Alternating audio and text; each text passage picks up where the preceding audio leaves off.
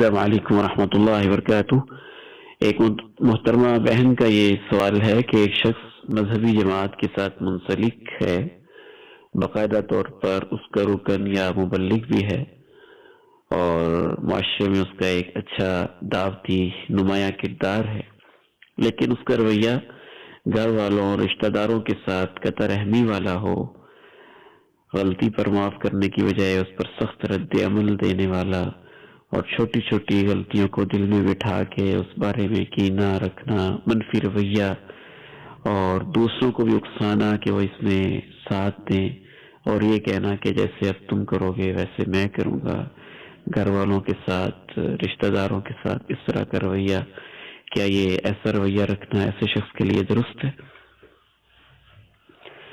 ہم اپنی اس محترمہ بہن سے اور ان کے توسط سے تمام اپنے سامعین سے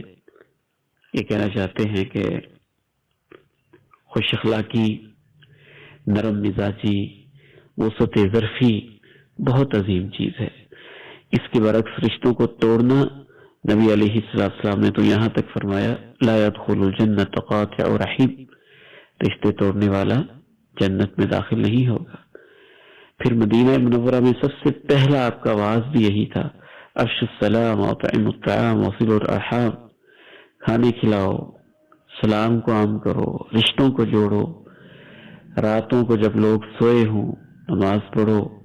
تدخل الجنت بسلام، تم بڑی سلامتی کے ساتھ جنت میں داخل ہو جاؤ گے۔ قرآن مجید نے بھی اہل ایمان کی یہ علامت بیان کی، والکاظمین الغیظ والعافین عن الناس، جو غصے کو پی جاتے ہیں، لوگوں کو معاف کرتے ہیں۔ اللہ تعالیٰ نے یہ حکم بھی دیا وَلْيَعْفُوا وَلْيَصْفَحُوا أَلَا تُحِبُّونَ أَن يَغْفِرَ اللَّهُ لَكُمْ۔ جناب بکر صدیق رضی اللہ تعالی عنہ کی جب بیٹی اور ہماری ماں حضرت عائشہ پہ تہمت لگی تو انہوں نے غصے میں آ کے جب یہ کہا کہ میں اپنے کزن کے گھر میں کوئی چیز نہیں بھیجوں گا، خرچہ وغیرہ نہیں دوں گا، تب اللہ نے کہا چاہیے انہیں کہ معاف کر دیں، درگزر سے کام لیں، کیا تم نہیں چاہتے ہو کہ اللہ تمہیں معاف کر دے؟ اس لیے ایسا رویہ کسی بھی مسلمان کا نہیں ہونا چاہیے، اور اگر وہ ایک ایسا مسلمان ہے جو داعی ہے، مبلغ ہے، دعوت دین کا کام کر رہا ہے، اور وہ اس طرح کا رویہ رکھتا ہے تو اس کا اور زیادہ اسے تو محتاط ہونا چاہیے، چونکہ لوگ اسے رول ماڈل سمجھ رہے ہوتے ہیں، اور اس کے اس طرح کے رویوں سے لوگ دین سے بھی دور ہو رہے ہوتے ہیں، دعوت کا بھی نقصان ہو رہا ہوتا ہے، تو اسے تو بہت زیادہ ان چیزوں میں محتاط ہونا چاہیے۔ اپنا دل صاف رکھنا چاہیے ہر مسلمان کو، کینہ پروری مسلمان کی شان نہیں ہے۔ اللہ تعالیٰ نے ہمیں دعا سکھائی وَلَا تَجْعَلْ فِي قُلُوبِنَا غِلًّا لِّلَّذِينَ آمَنُوا، اے اللہ اہل ایمان کے بارے میں ہمارے دلوں میں کسی قسم کا کینہ نہ پیدا ہونے دیجیے گا۔ نبی علیہ السلام نے اس شخص کو افضل ترین شخص قرار دیا، مخموم القلب،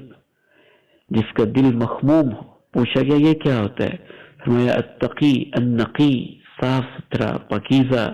جس میں گناہ کے جذبات، زیادتی کے جذبات نہ ہو، ولا غل ولا حسد، کینہ اور حسد نہ ہو۔ تو ایسے دل والا انسان اور سچی زبان والا انسان، اللہ کے پیارے نبی نے فرمایا سوال کے جواب میں سب سے افضل ہے۔ قرآن مجید کہتا ہے کہ قیامت والے دن ایسا ہی دل انسان کو فائدہ دے گا جو قلب سلیم ہوگا، شرک و بدعت سے پاک ہوگا، اور لوگوں کے ساتھ حسد اور بغض کینے سے پاک ہوگا۔ تو اس لیے ہم پوری بصیرت کے ساتھ یہ سمجھتے ہیں کہ ایسے شخص کا یہ رویہ تعلیمات اسلامیہ کے منافی ہے اور ایک داعی کے اعلیٰ کردار کے بھی منافی ہے۔ لیکن دوسری طرف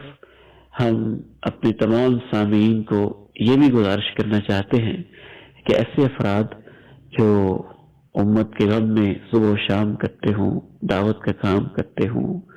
اور ان معاملات میں بھی ایک بہت جان جوکھوں کا کام ہوتا ہے، مشقت کا کام ہوتا ہے، یہ لوگ انبیاء کے وارث ہوتے ہیں، ہمیں بھی چاہیے کہ ان کو خصوصی کرام دیں، ان کو خصوصی عزت دیں، ایسے لوگوں کے آرام کا خصوصی خیال رکھیں، اور ان کو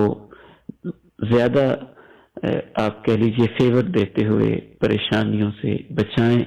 تاکہ وہ یکسوئی کے ساتھ، احسن انداز کے ساتھ دین کا کام کر سکیں۔ ہمیں بھی اس چیز کا بہرحال خیال رکھنا چاہیے۔ اللہ تعالیٰ سے دعا ہے کہ اللہ تعالیٰ ہمارے معاملات میں آسانی اور خیر و برکت، الفت اور محبت پیدا فرمائے۔ السلام علیکم ورحمۃ اللہ۔